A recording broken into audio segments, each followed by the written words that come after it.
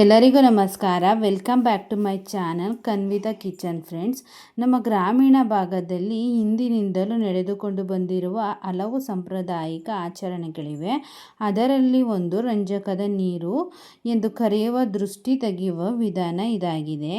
ಈ ವಿಧಾನವನ್ನು ಕೆಲವರು ದೃಷ್ಟಿ ತಗಲಿದೆ ಎಂದು ಭಾವಿಸಿದಾಗ ಅಥವಾ ಮನಸ್ಸಿಗೆ ದೇಹಕ್ಕೆ ಒಂದು ರೀತಿಯ ಭಾರ ಅಥವಾ ಆಯಾಸವಿದೆ ಎಂದು ಅನಿಸಿದಾಗ ಸಾಂಪ್ರದಾಯಿಕವಾಗಿ ಮಾಡುತ್ತಾರೆ.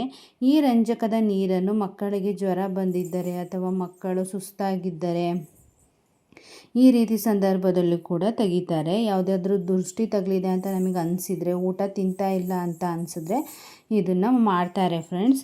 ಇದಕ್ಕೆ ಬೇಕಾಗುವ ಪದಾರ್ಥಗಳು ಏನಂದರೆ ನೀರು ಮತ್ತು ಸ್ವಲ್ಪ ಅರಿಶಿಣ ಪುಡಿ ಹಾಗೆ ಸ್ವಲ್ಪ ಸುಣ್ಣ. ಈ ಇಷ್ಟು ಪದಾರ್ಥಗಳು ಸಾಕು ಫ್ರೆಂಡ್ಸ್. ಇದು ಯಾವುದೇ ರೀತಿಲಿ ಕುಡಿಸೋಕ್ಕಲ್ಲ, ಏನು ಮಾಡೋದಕ್ಕಲ್ಲ. ಇದು ಕೇವಲ ನಾವು ಕೈ ಕಾಲಿಗೆ ಹೆಜ್ಜಲು. ನಿಮಗೆ ದೊಡ್ಡವರಾದರೆ ಬಿಸಿ ನೀರನ್ನು ಯೂಸ್ ಮಾಡಿ. ಮಕ್ಕಳಿಗಾದರೆ ಉಗುರ ಬೆಚ್ಚಗಿನ ನೀರನ್ನು ನಿಮ್ಮ ಕೈಯಿಂದ ಒಂದು ಸಲ ಟೆಸ್ಟ್ ಮಾಡಿಬಿಟ್ಟು ನಂತರ ಮಕ್ಕಳಿಗೆ ಹೆಜ್ಜಿ ಫ್ರೆಂಡ್ಸ್. ಬಿಸಿ ನೀರನ್ನು ಹೆಜ್ಜಬೇಡಿ.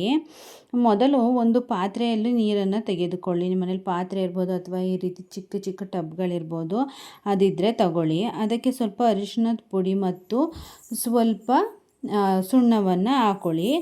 ಅತಿ ಸುಣ್ಣ ಬೇಡ.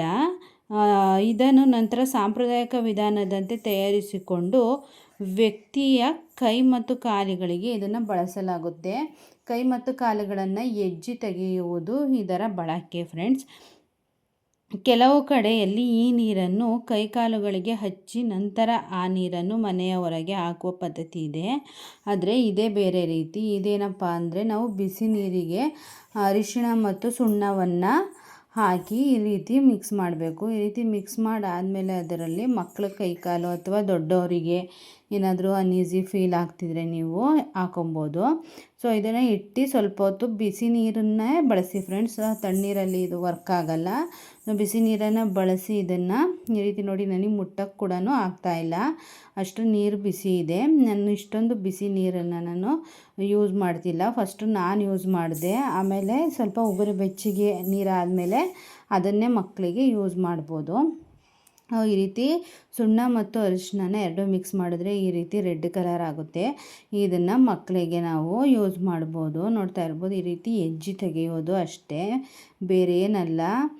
ಕೈ ಕಾಲುಗಳಿಗೆ ಮಾತ್ರ ಇದನ್ನು ಮಾಡಬೇಕಾಗುತ್ತೆ. ನೋಡ್ತಾ ಇರ್ಬೋದು, ಜಾಸ್ತಿ ಬಿಸಿ ಇಲ್ಲ. ಸೊ ನಾನು ಹೆಜ್ತಿಲ್ಲ, ಈಗ ಮಗುನೇ ಹೆಜ್ಜುತ್ತಿದೆ. ಹಾಗಾಗಿ ಜಾಸ್ತಿ ಬಿಸಿ ಇರೋದು ತೊಗೋಬೇಡಿ. ಸ್ವಲ್ಪ ಬಿಸಿ ಅಂದರೆ ಉಗುರು ಬೆಚ್ಚಗೆ ಅಷ್ಟಿದ್ರೆ ಸಾಕು ಫ್ರೆಂಡ್ಸ್. ಅಷ್ಟನ್ನು ಇಟ್ಕೊಂಡು ನಾವು ಚೆನ್ನಾಗಿ ಕೈ ಕಾಲುಗಳನ್ನು ಹೆಜ್ಜಬೇಕು. ಈ ರೀತಿ ಹೆಜ್ಜುವುದರಿಂದ ನಿಮ್ಮದು ಏನು ಅನ್ಈಸಿ ಫೀಲ್ ಇರುತ್ತೆ ಅಥವಾ ಏನಾದರೂ ಜ್ವರ ಇದ್ದರೆ ನಿಮಗೆ ಸ್ವಲ್ಪ ಫ್ರೀ ಅನಿಸುತ್ತೆ, ಮೈಂಡ್ ಫ್ರೀ ಅನಿಸುತ್ತೆ. ಮತ್ತು ಈಗೆಲ್ಲ ವರಮಹಾಲಕ್ಷ್ಮಿ ಹಬ್ಬಕ್ಕೆ ಎಲ್ಲ ಹೆಂಗಸರುಗಳು ತುಂಬ ಕಷ್ಟಪಟ್ಟು ಕ್ಲೀನಿಂಗು, ಮನೆ ಕ್ಲೀನಿಂಗು ಮತ್ತು ದೇವ್ರನ್ನ ಕೂರಿಸೋದಾಗಿರ್ಬೋದು, ತುಂಬ ಸುಸ್ತಾಗಿರುತ್ತೆ ನಿಮ್ಮಗಳಿಗೆ. ಆ ರೀತಿ ಸುಸ್ತಾಗಿರುವಂತಹ ಹೆಣ್ಮಕ್ಳುಗಳು ಕೂಡ ಇದನ್ನು ಮಾಡ್ಕೊಬೋದು. ಸೊ ಇದು ಈ ರೀತಿ ಮಾಡ್ಕೊಳ್ಳೋದ್ರಿಂದ ನಿಮಗೆ ಬೆಟರ್ ಫೀಲ್ ಕೊಡುತ್ತೆ. ಏನೇ ಪೇಯ್ನ್ ಇರಲಿ, ಏನೇ ದೃಷ್ಟಿ ಇರಲಿ, ನಿಮಗೆ ಹೋಗುತ್ತೆ. ಒಂದು ಸಲ ಟ್ರೈ ಮಾಡಿ ನೋಡಿ. ಯಾರೂ ನಂಬಲ್ಲ ಇದನ್ನು, ಬಟ್ ಹಳ್ಳಿಗಳ ಕಡೆ, ಯಾಕೆ ಟೌನ್ಗಳ ಕಡೆಯೂ ಕೂಡ ಈ ಪದ್ಧತಿ ಇದೆ. ಇದನ್ನು ಏನಾದರೂ ಸುಸ್ತು ಅದು ಇದು ಅಂದರೆ ಸ್ವಲ್ಪ ರಂಜಕದ ನೀರು ಮಾಡ್ಕೊಂಡು ಈ ರೀತಿ ಮಾಡ್ಕೊತಾರೆ. ನೋಡ್ತಾ ಇರ್ಬೋದು. ಜಾಸ್ತಿ ಸುಡೋದನ್ನು ಮಕ್ಳಿಗೆ ಕೊಡಬೇಡಿ. ನಾನು ನೋಡಿ ಇಲ್ಲಿ ಉಗುರು ಬೆಚ್ಚಗೆನಷ್ಟೇ ಕೊಟ್ಟಿದ್ದೀನಿ. ಹಾಗಾಗಿ ಮಗುನೇ ಹೆಜ್ಜೆ ಮೇಲೆ ಎತ್ತುತ್ತಿದೆ. ನೋಡ್ತಾ ಇರ್ಬೋದು.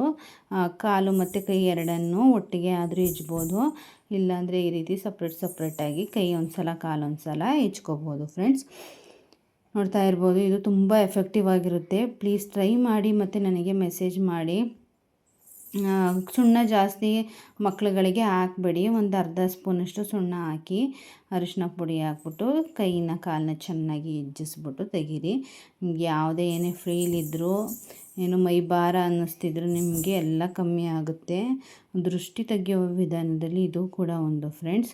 ನೋಡಿ, ಮಕ್ಕಳುಗಳು ಆಟ ಆಡ್ತಿದ್ದಾರೆ. ಆ ರೀತಿ ಸ್ವಲ್ಪ ಬೆಚ್ಚಗೆ ಕೊಡಿ ನೀರನ್ನು. ಅವರಾಗೆ ಹೆಜ್ಲಿ, ಅವರಾಗೆ ಆಟ